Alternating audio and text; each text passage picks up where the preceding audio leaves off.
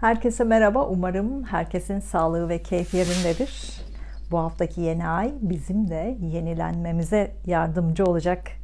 Fadime Birel ben. Astroloji günlüğü olarak astrolojinin öngörülerini sizinle paylaşmaya çalışıyorum. Bu videoda 6-12 Eylül arasındaki gökyüzü hareketlerinin burçlara detaylı etkilerini anlatacağım. Yeni ayın videosunu bir sonraki videoda izleyebilirsiniz. Bu haftanın en önemli konusu tabii ki 7 Eylül'de Başak Burcu'nda gerçekleşecek yeni ay olacak. Başak Burcu sağlık alanları, kamu alanları, eğitim alanları, hizmet alanlarını işaret eder. Bu alanlarda önümüzdeki 6 ay yeni gelişmelerle karşılaşacağız. Eski sağlık konuları artık geride kalacak ama yeni sağlık konuları da karşımıza çıkacak. Bu yeni konular özgürlüğümüzü kısıtlamayacak. Ancak psikolojimizi etkileyecek konular hala devam edecek. 5 duyu organı, kalp krizleri ve ayaklarla ilgili sağlık konuları 6 aylık süreçte daha fazla gündemimizde de olacak. Tarım alanlarıyla ilgili yeni süreç başlayabilir. Tarım alanları, tarım bitkileri, kuraklık, seller nedeniyle sağlık sorunları da daha fazla gündeme de gelebilir. Bu hafta Güneş ve Mars Başak Burcu'nda ilerliyor. Son derecelerinde ilerliyor. Başak Burcu'nun doğum haritamızdaki yeri ve bulunduğu gezegenle ilgili konularda hızla işlemlerimizi toparlayacağız. Yeni başlangıçlar yapacağız. Burçlar kısmında bunları detaylı anlatacağım. Venüs ve Merkür Terazi Burcu'nda ilerliyor bu hafta. Hukuk, mimarlık, adalet, dekorasyon, insan hakları konuları bu hafta medyada daha fazla tartışılacak. Bu alanlardaki ticaret ve para kazanmayla ilgili yeni gelişmeler gündeme gelecek. Kişisel olarak da Terazi Burcu'nun doğum haritamızdaki yerine göre para ve imzalar konusu gündeme gelebilir. Sözleşmeler gündeme gelebilir. Burçlar kısmında yine bunları da anlatacağım. Satürn Kova burcunda ve hala retro halinde. Jüpiter Kova burcunda ve retro halinde. Uranüs de artık retro halinde ve Boğa burcunda. Neptün Balık burcunda ve retro halinde. Plüto da Oğlak burcunda ve retro halinde. Bütün gezegenlerin retro halinde olması demek, sene başından beri gündemimizdeki konuları analiz etmemiz için güzel bir süreç. Bunlardan ders çıkartmak için güzel bir süreç. Bunları özümsememiz için güzel bir süreci yaşayacağız. Hafta başında Ay Başak Burcu'nda olacak. Duygudan çok mantık ön planda olacak. Detay hesaplar peşinde olabiliriz. Güneş, Mars ve Ay bir arada olacağı için doğum haritamızdaki Başak Burcu'nun bulunduğu alanda güçlü olacağız. Gücümüzü göstermeye de çalışacağız. Yeni ay etkisiyle ritüeller yapacak olursanız bitkiler, hava ve doğayla ilgili ritüeller yapabilirsiniz. Özellikle sağlıkla ilgili dileklerimiz ve dualarımız daha geçerli olacağı için hep birlikte dua edip bu salgından kurtulmayı dileyebiliriz. Hafta ortasında Ay Terazi Burcu'nda olacak. Merkür ve Venüs ile yaklaşık olacak. Hafta ortasında duygusallık fazla olacak. Aşkla ilişkilerle ilgili görüşmeler daha fazla olabilir. Duyguları açıkça anlatmak daha kolay olabilir. Duygusal paylaşımlar daha fazla olacak. Aşkta duygularımızı açıklamak için güzel zamanlar olabilir. Bunları da değerlendirebiliriz. Hafta ortasında Ay Terazi Burcu'nda olacak. Merkür ve Venüs'le yaklaşık olacak. Para konuları, belki de kripto para konuları daha fazla konuşulacak. Doğum haritanızdaki Terazi Burcu'nun bulunduğu yere göre para konusunda hafta ortasında adım atmak daha kolay olacak. Parayla ilgili yeni imzalar da atılabilir. Hafta sonunda Ay Akrep Burcu'nda olacak. Gizli gizemli hallerde olabiliriz. Duygularımızı paylaşmakta zorluk çekebiliriz. Eski konularla ilgili kendi içimizde muhakemeler yapmaya da çalışabiliriz. Burçlar kısmında planetlerin etkilerini detaylı anlatacağım. Burçlar kısmına geçmeden önce doğum haritanızı çıkartırsanız daha anlaşılır olacaktır. Doğum haritanızı astrolojigünlüğü.com sayfamdan doğum haritası nasıl çıkartılır kısmından çıkartabilirsiniz. İlerleyen zamanda doğum haritanızı kendiniz yorumlamanızla ilgili videolarda çekeceğim. Pratik bilgilerle kendi haritanızı anlayacak ve kendinizi daha iyi anlayacaksınız. Bu yüzden bu haritayı çıkartın, Sayfada belirttiğim gibi tabloları da hazırlarsanız sonrasını bana bırakın. Doğum haritanızı anlamanız kolay olacak. Danışmanlıkla ilgili veya sormak istediğiniz konularla ilgili de astrolojigünlüğü@gmail.com adresine mail gönderebilirsiniz. Doğum haritası analizini kalıcı olması için yazılı olarak göndermeyi tercih ediyorum. Videolardaki gibi tekniklerimi de kullanmıyorum. İstediğiniz dilde doğum haritası analizi için mail atabilirsiniz. Şimdi 6-12 Eylül arasındaki gökyüzündeki transitlerin burçlara etkilerini paylaşacağım. Burçlara dair dakikalar aşağıda açıklamalar kısmında yazacağım. Dakikalara tıklayarak burçlarınıza daha hızlı ilerleyebilirsiniz.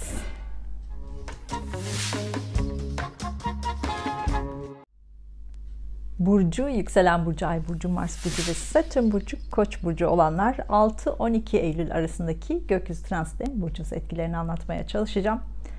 Bu videoda planetlerin etkilerini paylaşacağım. Yeni ayın etkilerini diğer videoda izleyebilirsiniz. Kanalıma abone olup zile basarsanız videolardan daha hızlı haber alabilirsiniz. Danışmanlıkla ilgili talepleriniz devam ediyor. İlginize çok teşekkür ediyorum. Videolarımdaki gibi danışmanlık hizmetinde de teknik detayları anlatmıyorum.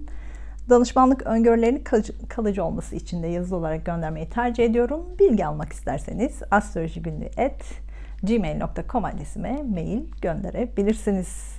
Son aylardaki aşk konularıyla sürekli yoruldunuz. Başlangıçlar veya bitişler oldu. Şimdi aşk ilişkinizle ilgili aldığınız ciddi kararları konuşmaya başlayacaksınız. Bu kararlarla ilgili duygusal zamanlar daha fazla yaşayacaksınız. Bu hafta ilişkiler konusu daha fazla gündeminizde olacak. Olumlu gelişmeler daha fazla olacak. Evli olanlar eşleriyle birlikte daha duygusal ve romantik zamanlar geçirecekler. İlişkisi olanlar partnerinizle daha huzurlu ve duygusal zamanlar geçireceksiniz. İlişkinizle ilgili çok fazla da konuşacaksınız. Görüşlerinizi paylaşacaksınız. Bu görüşmelerden genelde olumlu sonuçlar çıkacak. Bu sonuçları Ekim ayı sonuna kadar da uygulayacaksınız.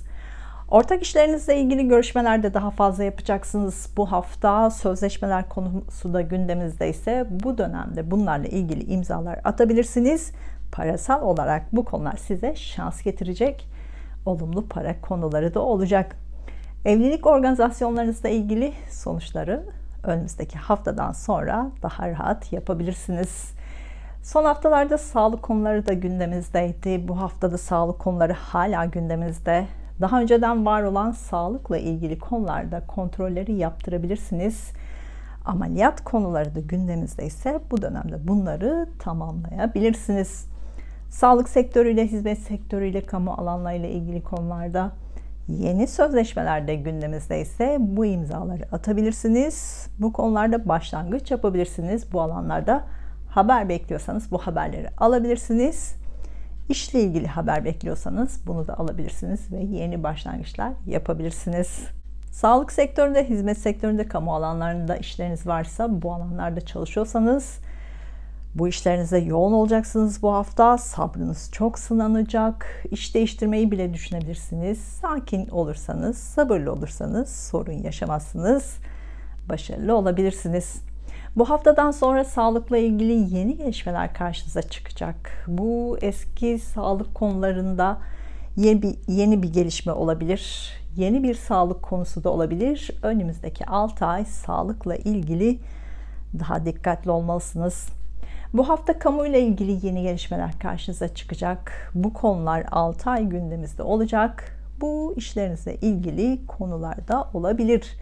Bu hafta aşkta şanslısınız. Bunu değerlendirmelisiniz. Yeni aşk arayanlar yeni biriyle tanışabilirler. Bu hafta para konusunda da şanslısınız. Özellikle eşinizle ilgili para konusunda, partnerinizle ilgili para konusunda şanslısınız. Yeni yatırım konularında da başlangıçlar yapabilirsiniz. Eylül ayı ortasından itibaren eşinizle, partnerinizle, ortaklarınızla aranızda bazı gergin durumlar olabilir. Bunların olabileceğini şimdiden bilin. Planetlerin oyununa gelmeyin. Sene başından beri sosyal mecralarda, sosyal alanlarda, arkadaş ortamlarında aşk ilişkisine başladıysanız bu ilişki tekrar gündeme gelebilir. Bazı kararlar almak isteyeceksiniz. Bu kararlar Ekim ortasından sonra daha da net ilerleyecek.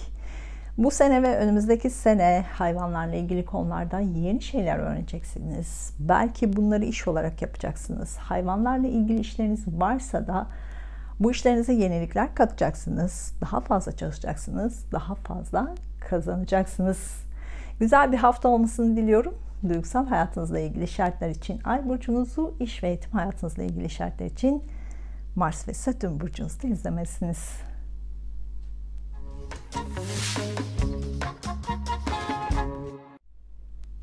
Burcu, yükselen burcu, ay burcu, Mars burcu ve Satürn burcu, boğa burcu olanlar 6-12 Eylül arasındaki gökyüzü transitlerin burcunuz etkilerini anlatmaya çalışacağım. Bu videoda planetlerin etkilerini paylaşacağım. Yeni ayın etkilerini diğer videoda izleyebilirsiniz. Kanalıma abone olup zile basarsanız videolardan daha hızlı haber alabilirsiniz. Danışmanlıkla ilgili talepleriniz devam ediyor. İlginize çok teşekkür ediyorum. Videolarımdaki gibi danışmanlık hizmetinde de teknik detayları anlatmıyorum. Danışmanlık öngörülerinin kalıcı olması için de yazılı olarak göndermeyi tercih ediyorum. Bilgi almak için astrolojigünlüğü@gmail.com adresime mail atabilirsiniz. Son haftalarda aşk konusunda kafanız karıştığı, aşk ilişkinizle ilgili gergin durumlar olmuş olabilir. Anlaşmazlıklar yaşamış olabilirsiniz. Eylül ortasına kadar aşk ilişkinizle ilgili ciddi kararlar alacaksınız. Bu evlilik gibi ciddi bir karar olabilir ya da ilişkinizi bitirme kararı da olabilir. Son haftalarda çocuklar veya çocuklarınızla ilgili konularda gergin durumlar yaşadığınız, çocukların hayatındaki değişimler olduğu, bu hafta çocuklarla ilgili yeni bir gelişme de karşınıza çıkacak. Çocuklarla ilgili yeni konular karşınıza çıkmaya da başlayacak. Bunları öğrenmeye ve algılamaya da, anlamaya da çalışacaksınız önümüzdeki 6 ay.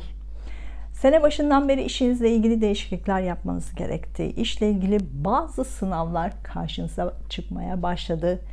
Bunu anlamaya çalıştınız. İşinizi değiştirmek ya da değiştirmemek konusunu çok düşündünüz.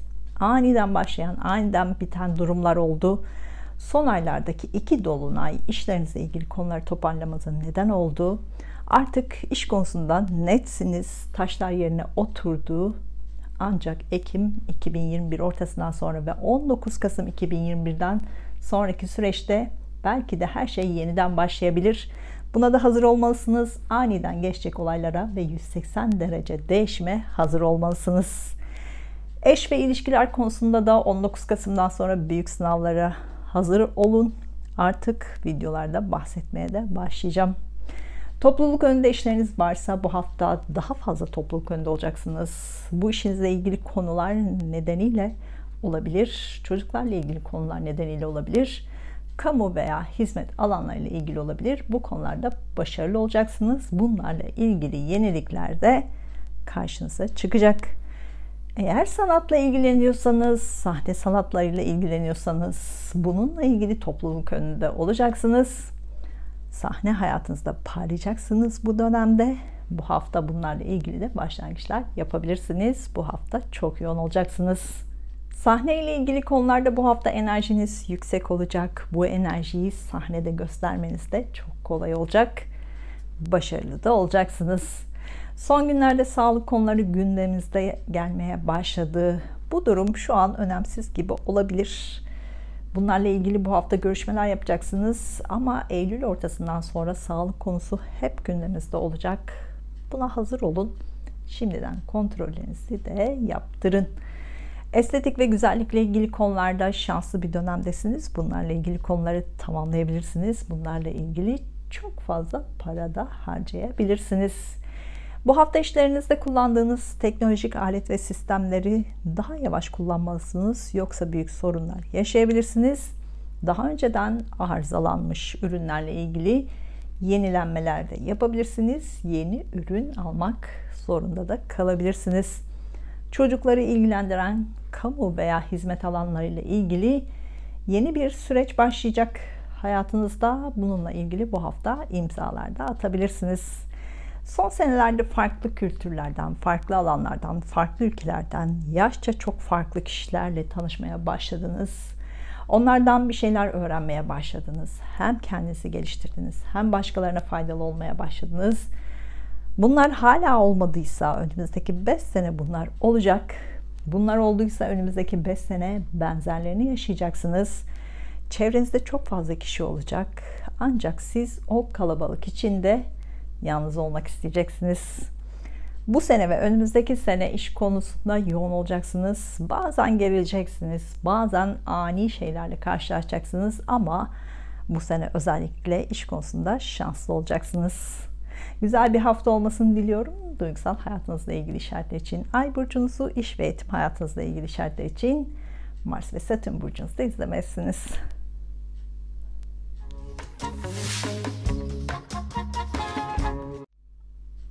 Burcu, yükselen burcu, ay burcu, Mars burcu ve Satürn burcu, ikizler burcu olanlar 6-12 Eylül arasındaki gökyüzü transitlerinin burcunuz etkilerini anlatmaya çalışacağım.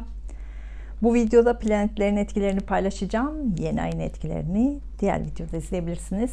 Kanalıma abone olup zile basarsanız videolardan daha hızlı haber alabilirsiniz. Danışmanlıkla ilgili talepleriniz de devam ediyor. İlginize çok teşekkür ediyorum. Videolarımdaki gibi danışmanlık hizmetinde de teknik detayları anlatmıyorum. Danışmanlık öngörülerinin kalıcı olması için de yazılı olarak göndermeyi tercih ediyorum. Bilgi almak için astrolojigünlüğü@gmail.com adresime mail atabilirsiniz. Son haftalarda ebeveynlerinizle ilgili konular gündemimizdeydi. Bu hafta da yine gündemimizde olacak.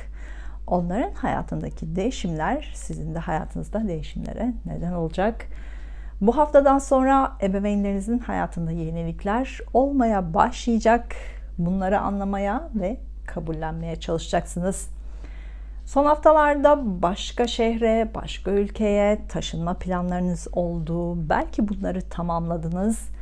Eğer tamamlamadıysanız bu hafta bu konularda yeni başlangıçlar olacak. Karşınıza yeni konular çıkacak. 6 ay bunları anlamaya çalışacaksınız. Bunları uygulamaya çalışacaksınız. Ama bu sene sonundaki ay tutulmasıyla birlikte taşlar yerine oturacak. Bütün planlarınızı tamamlayacaksınız. Temmuz sonundan beri gündemimizde olan evinizle ilgili büyük değişimleri hala tamamlamadıysanız Haziran ortasına kadar tamamlayacaksınız. Ev taşıyabilirsiniz. Evinizde büyük tamiratlar da yapabilirsiniz. Son haftalarda eşinizle ilgili konularda biraz gerilmiş olabilirsiniz. Eylül ortasına kadar da eşinizle ilgili konular gündemde olacak. Temmuz sonundan beri evlilik konusunda gergin durumlarla karşılaştıysanız, sorun yaşıyorsanız Eylül ortasına kadar evliliğinizi bitirme konusu olabilir. Ama gezegenlerin sizi sınadığını da düşünebilirsiniz. Sabretmelisiniz. Eğer kararınız kesinse hukuksal süreç önümüzdeki seneye kalabilir. Aşk hayatınızla ilgili olabilir, eşinizle ilgili olabilir, ebeveynlerinizle ilgili konular nedeniyle olabilir. Son haftalarda uzun yolculuklar daha fazla yapmaya başladınız. Bu hafta da yine uzun yolculuklar yapacaksınız. Bu yolculuklarda birçok konuyu artık toparlayacaksınız. Bu hafta tatil içinde plan yapabilirsiniz. Uzak yerlere gidebilirsiniz. Bu hafta aşk konusu gündeminizde. Aşkta güzel enerjiler var. Eylül ortasına kadar da bu güzel enerjileri kullanın. Partnerinizle romantik ve duygusal planlarda yapabilirsiniz. Bu hafta aşk ilişkinizle ilgili görüşmeler daha fazla yapacaksınız. Bu görüşmelerden sonra olumlu ve güzel gelişmeler karşınıza çıkacak. Eylül ortasından itibaren aşk ilişkinizle ilgili de artık ciddi kararlar almaya başlayacaksınız. Bu hafta çocuklarla duygusal zamanlar daha fazla yaşayacaksınız. Çocukların duygusal hayatıyla ilgili görüşmeler yapacaksınız. Eğitimleriyle ilgili de imzalar atmak zorunda kalabilirsiniz. Bu hafta çocuklarla ilgili konular nedeniyle evinizde değişiklikler yapabilirsiniz. Evinizde dekorasyon değişikliği yapabilirsiniz. Bununla ilgili harcamalardan daha fazla yapabilirsiniz. Hem tutulmalar hem Mars şu an sizi değişimler için zorluyor. 7 Eylül'deki yeni ayla birlikte de yeni bir hayata başlayacaksınız. Mars ve Satürn burcu, ikizler burcu olanlar bu hafta yoğun iş temposu içinde olacaksınız. Bu size başarı ve kazançlar getirecek. İşlerinizle ilgili yeni başlangıçlar yapacaksınız. Bu başlangıç önümüzdeki 6 ay gündemde olacak. Mars ve Satürn burcu, ikizler burcu olanlar bu hafta eğitimle ilgili de başarılı olacaksınız. Bu hafta eğitim hayatınızda yeni bir dönem başlayacak. Yeni iş arayanlar, gayrimenkul alanında, dekorasyon alanında, matematik ve analizle ilgili alanlarda yeni işler karşınıza çıkabilir. Bunları da değerlendirebilirsiniz. Güzel bir hafta olmasını diliyorum. Duygusal hayatınızla ilgili işaretler için Ay burcunuzu, iş ve eğitim hayatınızla ilgili işaretler için Mars ve Satürn burcunuzu da izlemelisiniz.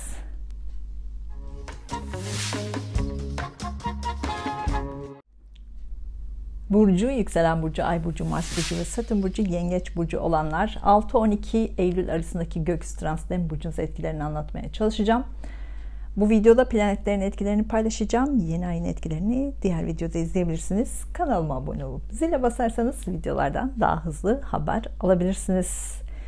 Danışmanlıkla ilgili talepleriniz devam ediyor. İlginize çok teşekkür ediyorum. Videolardaki gibi danışmanlık hizmetinde de teknik detayları anlatmıyorum. Danışmanlık öngörülerinin kalıcı olması için de yazılı olarak göndermeyi tercih ediyorum. Bilgi almak isterseniz astrolojigunni@gmail.com adresime mail gönderebilirsiniz. Bu hafta uzun yolculuklar yapmaya başlayacaksınız. Ya bunları yapacaksınız ya da bunlarla ilgili planlar yapmaya başlayacaksınız. Önümüzdeki haftadan sonra da uzun yolculuklar daha fazla yapacaksınız. Bu hafta evinizin dekorasyonu ile ilgili değişiklikler yapabilirsiniz. Bununla ilgili harcamalar yapabilirsiniz. Çok fazla da harcama yapacaksınız gibi görünüyor. Bu hafta ebeveynlerinizle ilgili konularda görüşmeler yapacaksınız. Bu görüşmeleri ya kardeşlerinizle yapacaksınız ya da akrabalarınızla yapacaksınız. Bu duygusal bir görüşme olacak. Eşinizle romantik ve duygusal planlar yapabilirsiniz. Bu hafta partnerinizle uzun yolculuklarda yapabilirsiniz. Son 2 senedir farklı kültürden, farklı alanlardan, farklı ülkeden yaşça çok farklı kişilerle tanışmaya başladınız. Farklı bir sosyal bir çevre edinmeye başladınız. Onlardan bir şeyler öğrenmeye başladınız. Bu öğrendiklerinizle hem kendinizi geliştirdiniz hem karşınızdaki kişilere daha fazla faydalı olmaya başladınız. Şimdi bunları biraz düşünmeye başlayacaksınız. Özellikle Ocak 2021'den beri hızla gelişen sosyal çevrenizi daha da geliştirmek için neler yapmalısınız? Bunları düşüneceksiniz. Bunlarla ilgili sene başından beri gelişen süreçleri de hızlandıracaksınız. Bu hafta iletişim, medya, basın yayın ve pazarlama ile ilgili yeni başlangıçlar da yapacaksınız. Bu hafta kardeşlerinize daha fazla zaman geçireceksiniz. Kardeşlerinizle birlikte işler de yapabilirsiniz. Bu işlerle ilgili yeni gelişmeler de karşınıza çıkabilir. Kardeşlerinizle ilgili ortak bir konuda yeni başlangıçlar yapacaksınız. Bu ailenizi, evinizi, ebeveynlerinizi ilgilendiren bir konu olabilir. Bu konularda yeni bir süreci başlatabilirsiniz. Evlilik planınız varsa bununla ilgili organizasyonlarınızı 16 Eylül'den sonra yapabilirsiniz. Ancak 27 Eylül 19 Ekim arasında Merkür Retrosu olacak. Bu dönemde yapacağınız organizasyonlarda bazı aksaklıklar yaşayabilirsiniz. Son bir senedir gerçekleşen tutulmalar sizin psikolojik olarak kendinizi yenilemenizi sağladı. Sağlık konusunda kendinizi geliştirecek yöntemlerle tanışmanızı sağladı. 4 Aralık'tan sonra eski sağlık konuları artık geride kalacak. Sağlıkla ilgili yeni bir dönem başlayacak. 19 Kasım'da tutulmalar Boğa burcu ve Akrep burcu aksına geçecek. Sizin için sosyal mecralarda, sosyal alanlarda yeni bir dönem başlayacak. Bu alanlarda var olan sisteminizde büyük değişim yaşayacaksınız. Aşk hayatınızda büyük değişimlerle karşılaşacaksınız. Şimdiden bunlara dair hayallerinizi kurmaya başlayın, planlarınızı yapmaya başlayın. Değişimin kontrolü elinize alın. Bu hafta sene başından beri gündemimizde olan borç alacak konularını da muhakeme edeceksiniz. Eski konular tekrar gündeme gelebilir. Eski yatırım konuları da tekrar karşınıza çıkabilir. Yarım kalmış konuları bu hafta tamamlayacaksınız. Miras konuları da gündemimizde ise beklediğiniz haberler varsa bu haberleri alabilirsiniz. Bunlarla ilgili gelişmeler olabilir ama sonuçlanması biraz zaman alabilir. Yeni iş arayanlar, medya ile ilgili, iletişimle ilgili, lojistikle, pazarlama ile ilgili işler karşınıza çıkabilir. Algılarınız açık olsun. Mars ve Satürn burcu, Yengeç burcu olanlar 16 Eylül'den sonra işleriniz çok yoğun olacak. şimdiden enerjinizi ayarlamalısınız. Güzel bir hafta olmasını diliyorum. Duygusal hayatınızla ilgili şartlar için Ay burcunuzu, iş ve eğitim hayatınızla ilgili şartlar için Mars ve Satürn burcunuzu izlemelisiniz.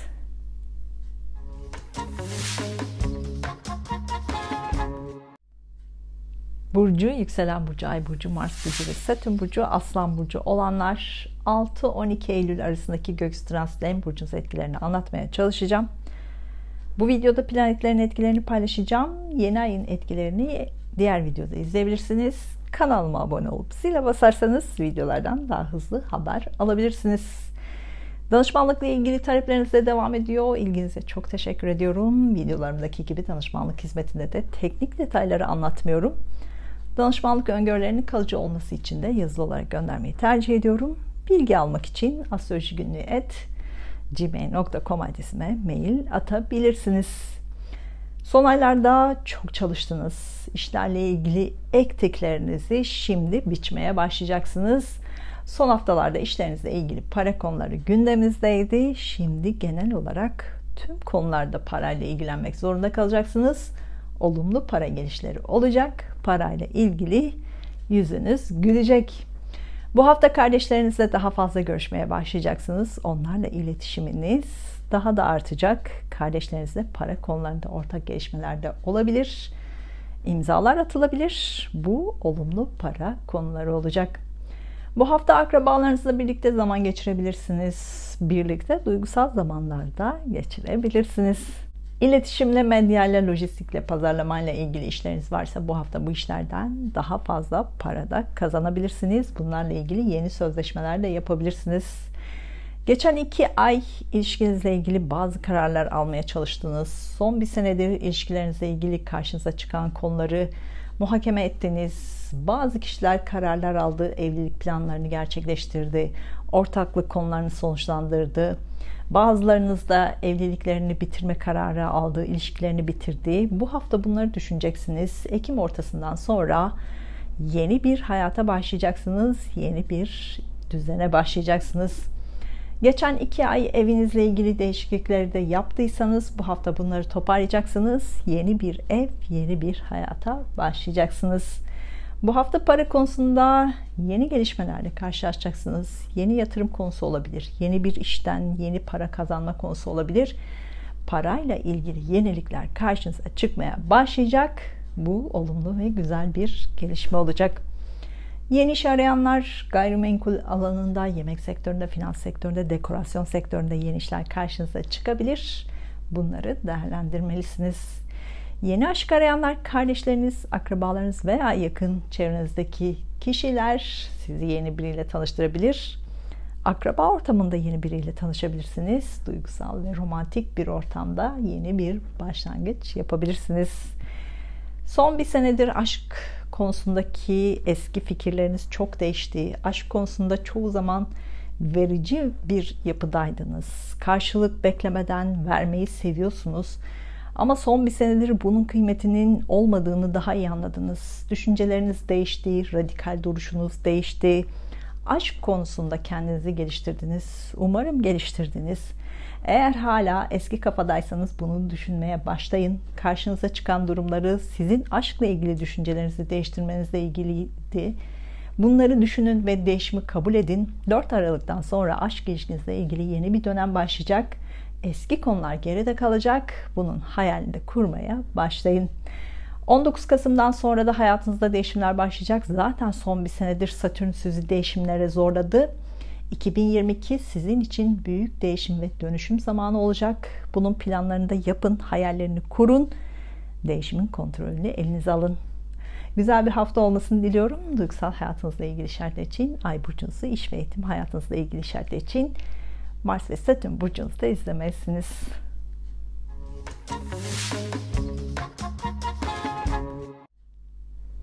Burcu, yükselen burcu, ay burcu, Mars burcu ve Satürn burcu, Başak burcu olanlar 6-12 Eylül arasındaki gökyüzü transitlerin burcunuza etkilerini anlatmaya çalışacağım. Bu videoda planetlerin etkilerini paylaşacağım. Yeni ayın etkilerini diğer videoda izleyebilirsiniz. Kanalıma abone olup zile basarsanız videolardan da daha hızlı haber alabilirsiniz. Danışmanlıkla ilgili talepleriniz devam ediyor. İlginize çok teşekkür ediyorum. Videolardaki gibi danışmanlık hizmetinde de teknik detayları anlatmıyorum. Danışmanlık öngörülerinin kalıcı olması için yazılı olarak göndermeyi tercih ediyorum. Bilgi almak isterseniz astrolojigünlüğü@gmail.com adresime mail gönderebilirsiniz. Güneş burcunuzda ilerliyor bu hafta. Bu hafta doğum günü olanların doğum günü kutlu olsun. Sağlıklı ve huzurlu seneler diliyorum. Bu hafta Güneş ile birlikte Mars da Başak Burcu'nda ilerliyor. Bunlar son derecelerine yaklaştığı için bu hafta enerjiniz çok yüksek olacak. Bütün işlemlerinizi hızla yapacaksınız. Sanki bir şeyleri yetiştirmeye çalışıyor gibi olacaksınız. Hızla da tamamlayacaksınız. Yine de dikkatli olun. Son haftalarda hayatınızda değişimler yapmak zorunda kaldınız. Bazen gergin durumlarla karşılaştınız. Bu haftada hayatınızın hemen her alanında değişimler yapabilirsiniz. Özellikle iş ve eğitim konusundaki bu hafta çok yoğun olacaksınız. Bunlarla ilgili konuları artık toparlayacaksınız. Yeniliklere yer açacaksınız. Bu hafta duygusal olarak çok yoğun olacaksınız. Hisleriniz çok kuvvetli olacak. İstekleriniz ve dileklerinize iyi odaklanın. Hafta başında gerçekleşecek yeni ay dilekleriniz ve isteklerinizi daha fazla gündeme almanız için çok güzel bir zaman olacak. Özellikle hafta başında yapacağınız ritüeller ve duaların hızla gerçekleşeceğini de görebilirsiniz. 7 Eylül'de burcunuzda Başak Burcu'nda yeni ay gerçekleşecek. Artık yenilenmeye başlayacaksınız. Yeni aşk, yeni ev, yeni parasal kaynaklar, yeni çocuk, yeni bir iş konusu gündemimize gelmeye başlayacak. Son aylarda sizi bunaltan konuları artık geride bırakmalısınız. Daha net olacaksınız, daha kolay ilerlemeye başlayacaksınız. Yıl sonuna kadar da hayatınızdaki köklü değişimleri tamamlayacaksınız. 7 Eylül'de gerçekleşecek yeni ayla birlikte ruhsal olarak kendinizi yenilemek için yeni yöntemlerle tanışmaya da başlayabilirsiniz. Son senelerde sizi bunaltan konuları artık geride bırakacaksınız. Psikolojinizi yenileyecek konular karşınıza çıkmaya başlayacak. Bu da enerjinizi daha da yükseltecek. Evlilik planı olanlar bu hafta bu organizasyonlarınızı yapabilirsiniz. Duygusal çelişkiler de yaşayabilirsiniz. Duygularınızı kontrol etmek biraz zor olacak. Bu hafta para konusunda şanslı olacaksınız. İletişim, medya, lojistik, pazarlama ile ilgili işlerinizde varsa bu işlerden daha fazla para kazanacaksınız.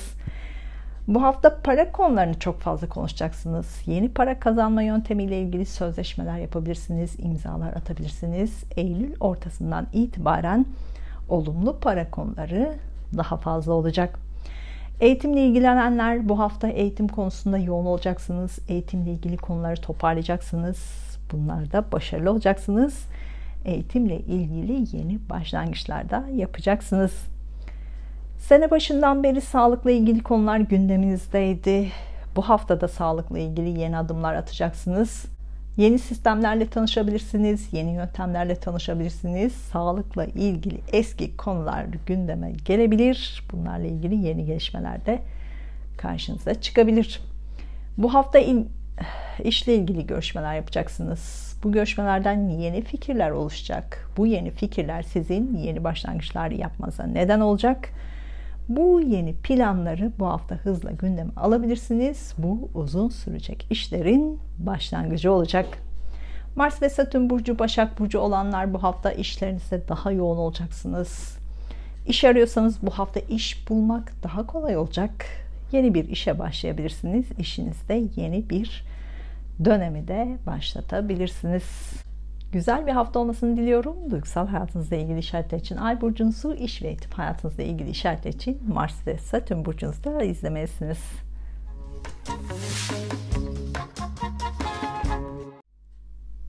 Burcu, yükselen burcu, Ay burcu, Mars burcu ve Satürn burcu, Terazi burcu olanlar 6-12 Eylül arasındaki gökyüzü transitlerin burcunuz etkilerini anlatmaya çalışacağım. Bu videoda planetlerin etkilerini paylaşacağım. Yeni ayın etkilerini diğer videoda izleyebilirsiniz. Kanalıma abone olup zile basarsanız videolardan daha hızlı haber alabilirsiniz. Danışmanlıkla ilgili talepleriniz devam ediyor. İlginize çok teşekkür ediyorum.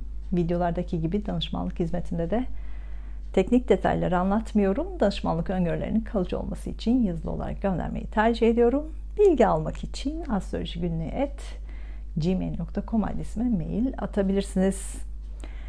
Bu hafta bulunduğunuz her ortamda konuşmalarınızla, duygularınızla, fiziksel görünümünüzle ön planda olacaksınız.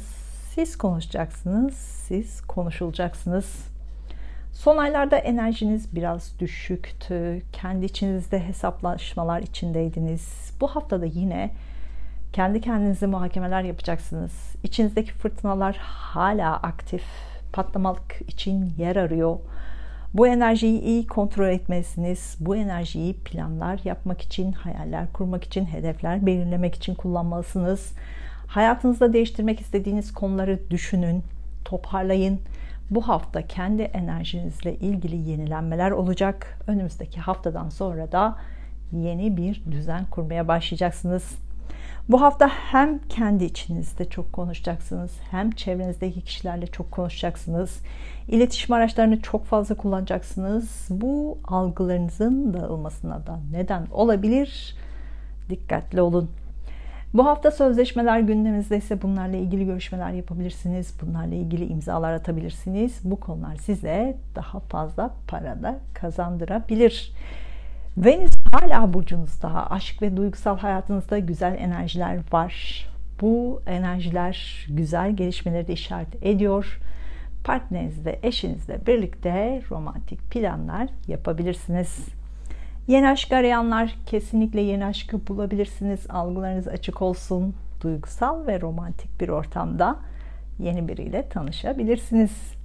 Eski aşk konuları ise 2 dolunaya rağmen hala sonuçlanamadı.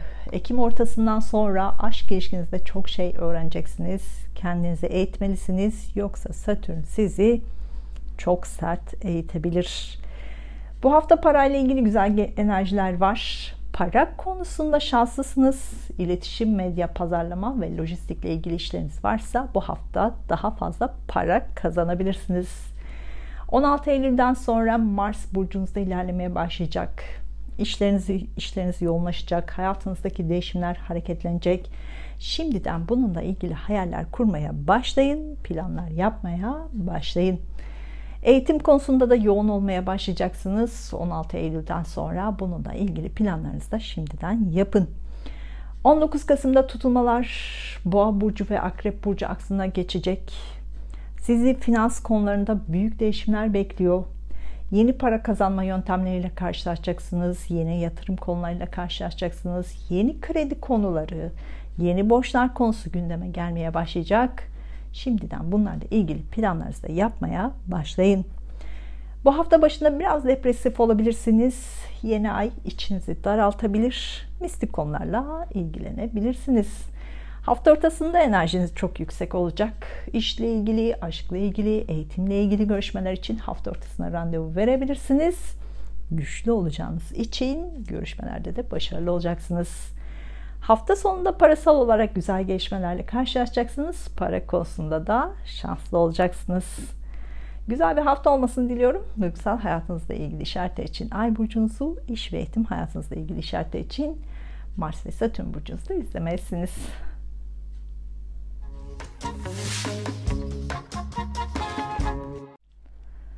Burcu, yükselen burcu, Ay burcu, Mars burcu ve Satürn burcu, Akrep burcu olanlar 6-12 Eylül arasındaki gök transitlerin burcunuz etkilerini anlatmaya çalışacağım. Bu videoda planetlerin etkilerini paylaşacağım. Yeni ayın etkilerini diğer videoda izleyebilirsiniz. Kanalıma abone olup zile basarsanız videolardan daha hızlı haber alabilirsiniz. Danışmanlıkla ilgili talepleriniz devam ediyor. İlginize çok teşekkür ediyorum. Videolarımdaki gibi danışmanlık hizmetinde de teknik detayları anlatmıyorum. Danışmanlık öngörülerinin kalıcı olması için yazılı olarak göndermeyi tercih ediyorum.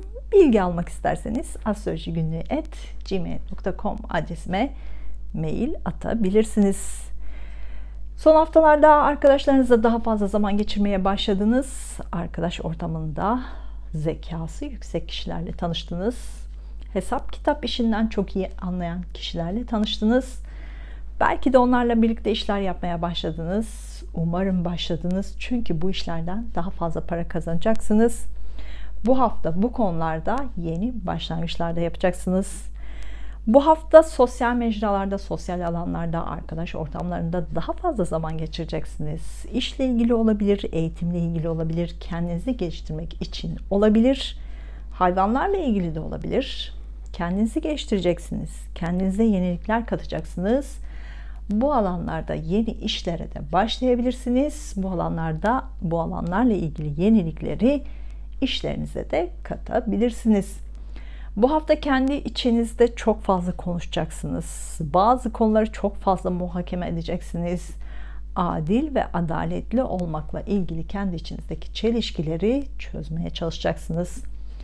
Bu hafta duygusal olarak yoğun olacaksınız. Birçok konuyu duygusal olarak değerlendireceksiniz. Duygusal kararlar alabilirsiniz. Hak ve adaletli olmaya çalışacaksınız. Son aylarda ebeveynlerinizle ilgili bazı konuları toparlamaya çalıştınız. Onlarla ilgili değişimlere şahit oldunuz. Ekim ortasına kadar bu değişimleri kabullenmeye çalışacaksınız. Ekim ortasından itibaren ebeveynlerinizle ilgili yeni konular karşınıza çıkmaya başlayacak. Bu hafta sosyal mecralardan, sosyal alanlardan, arkadaş ortamlarından yeni kişilerle tanışacaksınız. Bu kişilere dikkat edin. Size yeni pencereler açacaklar, size çok fayda sağlayacaklar, size yol gösterecekler, size yeni kapılar açacaklar. Bu hafta sosyal mecraları, e-ticaret gibi alanları, teknolojik alet ve sistemlerle ilgili yenilikleri işlerinize daha kolay katacaksınız. Son bir senedir zaten iş konusunda yeniliklerle karşılaştınız. Bu haftadan sonra daha fazla yeniliklerle karşılaşacaksınız. 19 Kasım'dan sonra tutulmalar Akrep Burcu ve Boğa Burcu aksına geçmeye başlayacak. Sizin hayatınızda 180 derece değişimler başlayacak. Bu değişimleri yaparsanız yeni bir hayatı yaşamaya başlayacaksınız. Yapmazsanız mutsuz olursunuz. Hayatınızda neleri değiştirmek istiyorsunuz? Şimdiden bunları hayal edin, planlayın. Değişimin kontrolünü elinize alın. Haftanın ilk günleri arkadaşlarınızla ilgili yeni konular karşınıza çıkabilir. Bu yenilikler 6 ay gündemimizde olacak. Haftanın ilk günlerinde sosyal mecralarda, sosyal alanlarda daha fazla zaman geçireceksiniz. Bu alanlarda yenilikler karşınıza çıkabilir.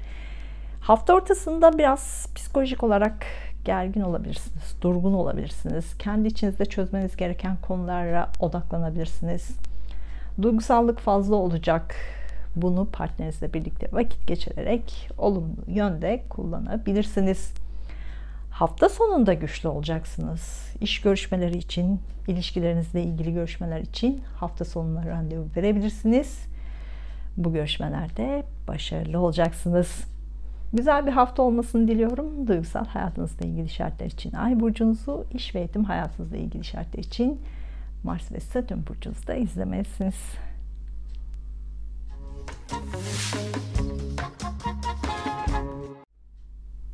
Burcu, yükselen burcu, ay burcu, Mars burcu ve Satürn burcu, yay burcu olanlar 6-12 Eylül arasındaki gökyüzü transitlerinin burcunuz etkilerini anlatmaya çalışacağım. Bu videoda planetlerin etkilerini paylaşacağım. Yeni ayın etkilerini diğer videoda izleyebilirsiniz. Kanalıma abone olup zile basarsanız videolardan daha hızlı haber alabilirsiniz. Danışmanlıkla ilgili talepleriniz devam ediyor. İlginize çok teşekkür ediyorum. Videolarımdaki gibi danışmanlık hizmetinde de teknik detaylar anlatmıyorum. Danışmanlık öngörülerinin kalıcı olması için yazılı olarak göndermeyi tercih ediyorum. Bilgi almak için astrolojigünlüğü@gmail.com adresime mail atabilirsiniz. Bu haftaki yoğunluğunuz o kadar fazla olacak ki şimdiden enerjinizi ayarlamanızda fayda var. Bu hafta gündeminizde iş veya eğitim konuları olacak. İşlerinizle ilgili konularda çok yoğun olacaksınız. İşlerinizle ilgili son haftalarda karşınıza çıkan konuları toparlayacaksınız.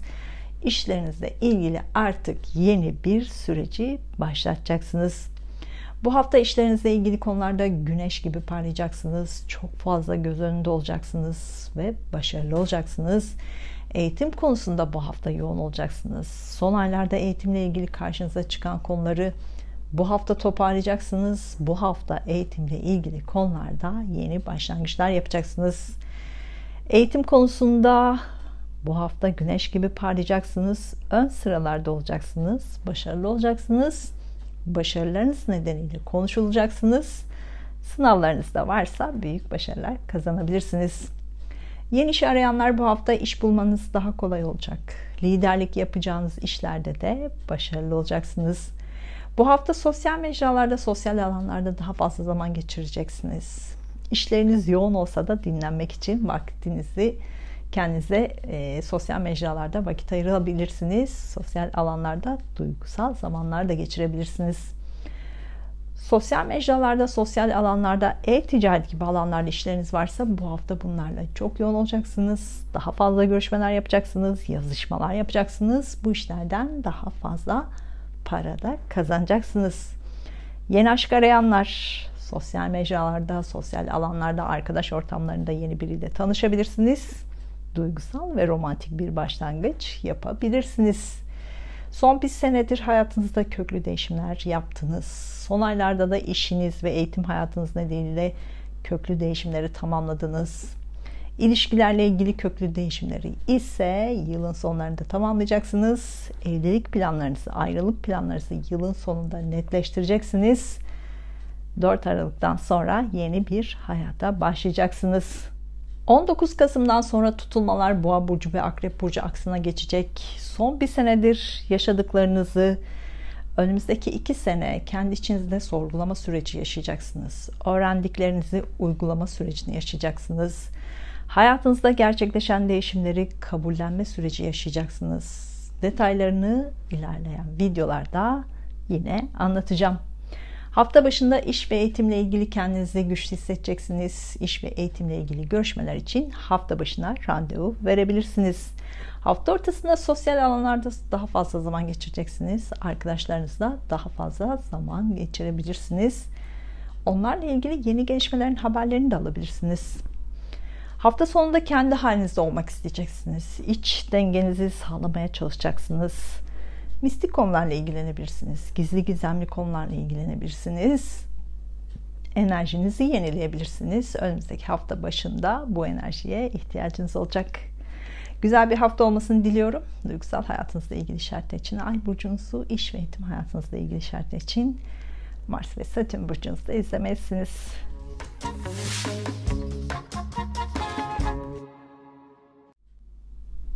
Burcu, yükselen burcu, ay burcu, Mars burcu ve Satürn burcu, Oğlak burcu olanlar 6-12 Eylül arasındaki gökyüzü transitlerin burcu etkilerini anlatmaya çalışacağım.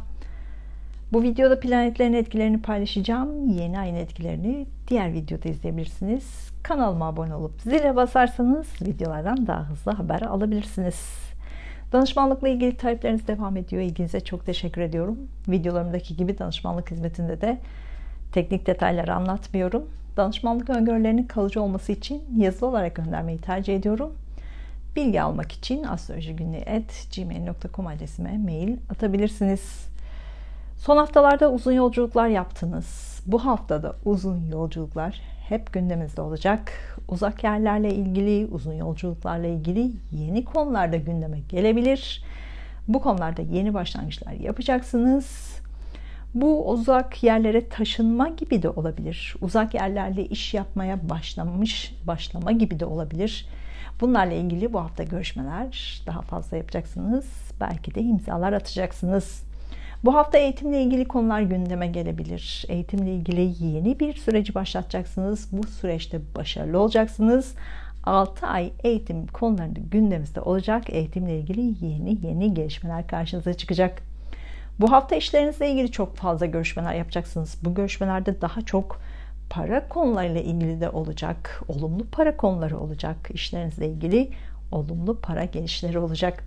Estetik ve güzellikle ilgili işleriniz varsa, hukukla ilgili işleriniz varsa, mimarlık, dekorasyonla ilgili işleriniz varsa bu hafta bu işlerinizden daha fazla para kazanacaksınız. Bunlarla ilgili yeni başlangıçlar yapacaksınız. Yeni imzalar atabilirsiniz. Bu hafta yurt dışı ile ilgili konularda, şehir dışı ile ilgili konularda başarılı olacaksınız. Yurt dışı ile ilgili, şehir dışı ile ilgili işleriniz varsa bu işlerle ilgili görüşmeler yapacaksınız. Bu görüşmelerde başarılı olacaksınız. Yeni başlangıçlar yapacaksınız. Yeni iş arayanlar eğitimle ilgili, yurt dışı ile ilgili, lojistikle ilgili, şehir dışı ile ilgili, uzun yolculuklarla ilgili alanlarda yeni işler karşınıza çıkabilir. Bunları bu hafta değerlendirebilirsiniz. Başlangıç yapabilirsiniz. Yeni aşk arayanlar işle ilgili, eğitimle ilgili alanlarda yeni biriyle tanışabilirsiniz. İşle ilgili görüşmeler yaparken, eğitimle ilgili görüşmeler yaparken, imzalar atarken algılarınız açık olsun. Yeni biriyle tanışabilirsiniz. Bu hafta duygusal ve romantik bir başlangıç yapabilirsiniz. Son bir senedir tutulmalar sizi ruhsal olarak eğitmeye çalıştı. Geçen 2 senenin büyük değişimlerini kabullenmeniz için, bu değişimleri kendi içinizde sorgulamanız için tutulmalar size destek sağladı. Kendinizi anlamanız, değişimleri anlamanız, bunları kabullenmeniz için tutulmalar size destek sağladı. Ruhsal olarak da kendinizi yenilediniz. Umarım yenilediniz. Çünkü sizin gibi katı kuralları olan birinin eğitim alması çok zor. Ama ruhsal yenilenmeyi yapmalısınız. Yoksa mutsuz olursunuz. Bu yüzden hala vakit varken, tutulmaların etkileri varken yılın sonuna kadar kendi içinizdeki konuları sorgulayın. Açık olun. Gerekirse mistik konulardan destek alın. Ruhsal olarak kendinizi yenileyin. 4 Aralık'tan sonra başka bir siz olacaksınız. Buna inanın. Değişimi kabul etmezseniz mutsuz olursunuz. Buna da inanın. 19 Kasım'daki tutulmayla birlikte çocuk konusunda büyük değişimlere hazır olun. Aniden olabilir, teknolojik destek olabilir. Çocuk konusunda gelişmelere hazır olmalısınız. Hafta başında eğitimle ilgili sınavlarınız varsa bunlarda başarılı olacaksınız. Hafta ortasında iş görüşmeleri yapmak için güzel enerjiler var. Görüşmelerde başarılı olacaksınız. İşlerinizle ilgili yeni para konularıyla ilgili hafta ortasında imzalar atabilirsiniz. Hafta sonunda sosyal mecralarda, sosyal alanlarda daha fazla zaman geçirebilirsiniz. Arkadaşlarınızla vakit geçirebilirsiniz. Enerji depolayabilirsiniz. Güzel bir hafta olmasını diliyorum. Duygusal hayatınızla ilgili işaretler için Ay burcunuzu, iş ve eğitim hayatınızla ilgili işaretler için Mars ve Satürn burcunuzda izlemelisiniz.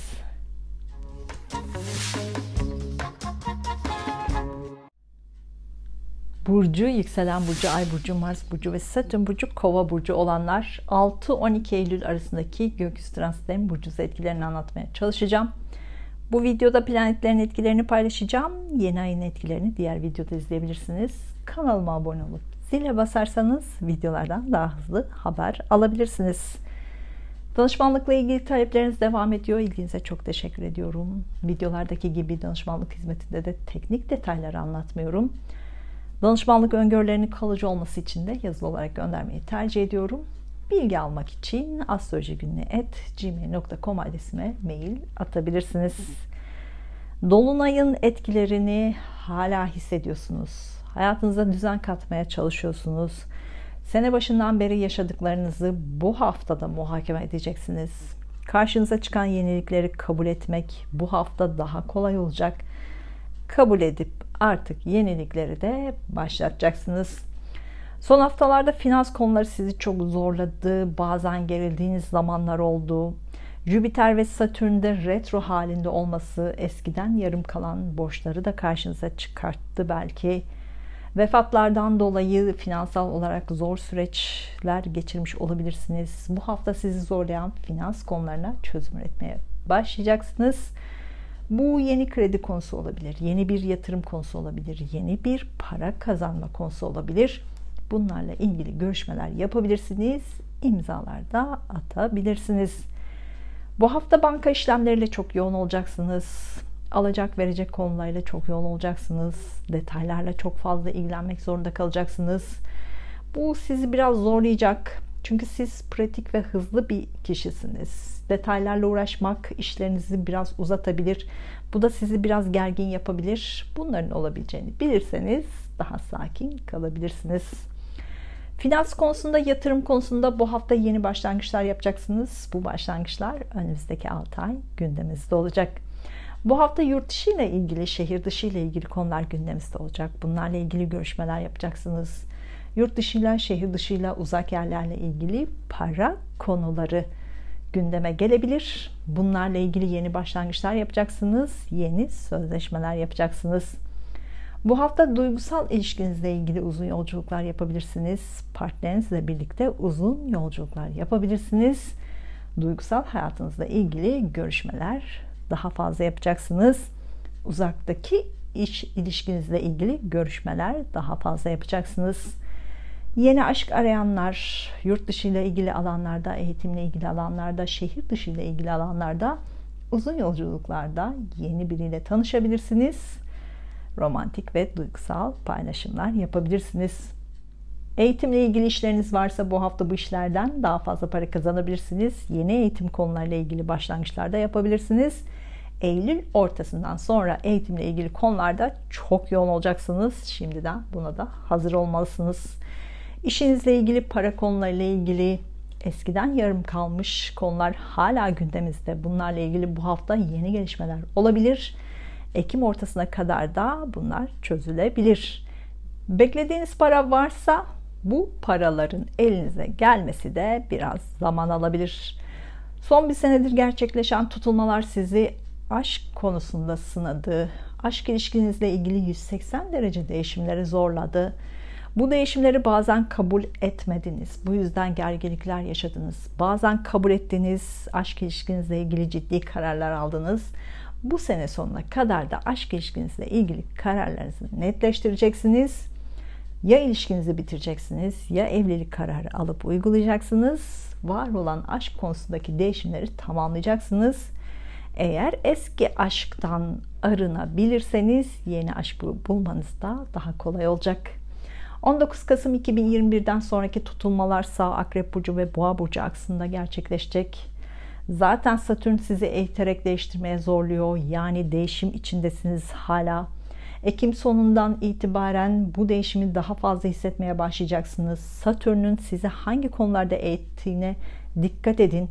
Bu konuları algılayın, alın, kabul edin. Yoksa gerilebilirsiniz. Kasım'dan sonraki tutulmalar sizi evlilik, aile, eş, ebeveyn konularında ani ve 180 derece değişime zorlayabilir.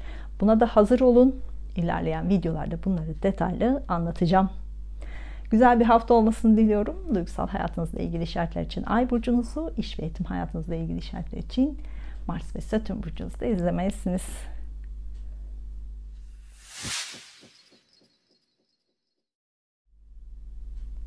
Burcu, yükselen burcu, Ay burcu, Mars burcu ve Satürn burcu, Balık burcu olanlar 6-12 Eylül arasındaki gökyüzü transitlerin burcu etkilerini anlatmaya çalışacağım. Bu videoda planetlerin etkilerini paylaşacağım. Yeni ayın etkilerini diğer videoda izleyebilirsiniz. Kanalıma abone olup zile basarsanız videolardan daha hızlı haber alabilirsiniz. Danışmanlıkla ilgili talepleriniz devam ediyor. İlginize çok teşekkür ediyorum. Videolarımdaki gibi danışmanlık hizmetinde de teknik detaylar anlatmıyorum. Danışmanlık öngörülerinin kalıcı olması için yazılı olarak göndermeyi tercih ediyorum. Bilgi almak isterseniz astrolojigunluğu@gmail.com adresime mail atabilirsiniz. Son aylarda ikili ilişkilerinizle ilgili, bu özel ilişkiniz olabilir, işle ilgili ilişkiniz olabilir. Matematiksel hesaplar peşindeydiniz. Artılarını, eksilerini analiz ettiniz. Şimdi kazanç, kayıp hesaplarını yapacaksınız. Son aylarda ev alma, ev satma gibi yatırım konuları da gündemimizdeydi. Bu hafta bu konuları hızla tamamlayacaksınız. Yeni evde yeni bir hayata başlayabilirsiniz. Son haftalarda sürekli birileriyle görüşmeler yaptınız, ikili görüşmeler yaptınız, ortaklarınızla görüşmeler yaptınız, eşinizle görüşmeler yaptınız. Bazı kararlar almak istediniz. Belki de bu kararları aldınız. Belki de kararları ertelediniz. Bu hafta ilişkilerinizle ilgili kararlarınızda daha net olacaksınız. Evliliğinizde ayrılma kararı alabilirsiniz. Ortağınızdan ayrılma kararı alabilirsiniz. İlişkinizi bitirme kararı alabilirsiniz. Bunlarla ilgili hukuksal konuları Eylül ortasından sonra da tamamlayabilirsiniz. Son haftalarda ilişkinizle ilgili evlilik kararı aldıysanız da bu hafta organizasyonlarınızı yapabilirsiniz. Yeni bir evde yeni bir hayata başlayabilirsiniz. İlişkilerinizle ilgili bu hafta yeni ve büyük bir başlangıçta yapacaksınız. Estetik ve güzellikle ilgili daha fazla harcamalar yapabilirsiniz bu hafta. Bu işlemlerde başarılı da olacaksınız. Son haftalarda ruhsal olarak çok yoruldunuz. 2 dolunayında etkileriyle ruhsal olarak zorlandınız. Kendinizi değiştirmeniz gerekiyordu. Kendinize yenilikler katmanız gerekiyordu. Bunları anladıysanız daha kolay kabullendiniz. Anlamadıysanız hala anlamaya çalışıyorsunuz. Eylül ayı sonunda burcunuzda yeni, yani Balık burcunda gerçekleşecek dolunay sizin hayatınızda birçok şeyi sonuçlandırmanız için size şans tanıyacak. Bitirmek istediklerinizin listesini yapmaya başlayın. 4 Aralık'tan sonra yeni bir düzen ve hayata başlayacaksınız. Bununla ilgili planlarınızı yapmaya da başlayın. 2022 senesi sonuna kadar ruhsal olarak kendinizi yenilemek zorundasınız. Bilinçaltınızı yenilemek zorundasınız. Yoksa sağlık sorunlarıyla karşılaşabilirsiniz. Bu hafta evinizle ilgili değişiklikler yapacaksınız. Bunları hızla tamamlayacaksınız. Evinizin dekorasyonunda değişiklikler yapabilirsiniz. Evinize yeni eşyalar alabilirsiniz. Evinizle ilgili konularda biraz fazla harcamalar da yapabilirsiniz. Mars ve Satürn burcu, Balık burcu olanlar bu hafta iş konusunda çok yoğun olacaksınız. İşle ilgili yeni başlangıçlar yapabilirsiniz. İşle ilgili başarılı da olacaksınız. 19 Kasım'daki tutulmadan sonra eğitim hayatınızla ilgili köklü değişimler yapacaksınız. Yurt dışında okumak, şehir dışında okumakla ilgili planlarınızı yapın. Önümüzdeki 2 sene bunlarla sürekli ilgilenmek zorunda kalacaksınız. Hafta başında ilişkilerinizde yoğun olacaksınız. Yeni başlangıçlar yapacaksınız. Hafta ortasında finans konularıyla ilgileneceksiniz. Banka işlemleriyle yoğun olacaksınız. Hafta sonunda uzun yolculuklar yapabilirsiniz. Partnerinizle birlikte romantik planlar da yapabilirsiniz. Güzel bir hafta olmasını diliyorum. Duygusal hayatınızla ilgili işaretler için Ay burcunuzu, iş ve eğitim hayatınızla ilgili işaretler için Mars ve Satürn burcunuzu da izlemelisiniz.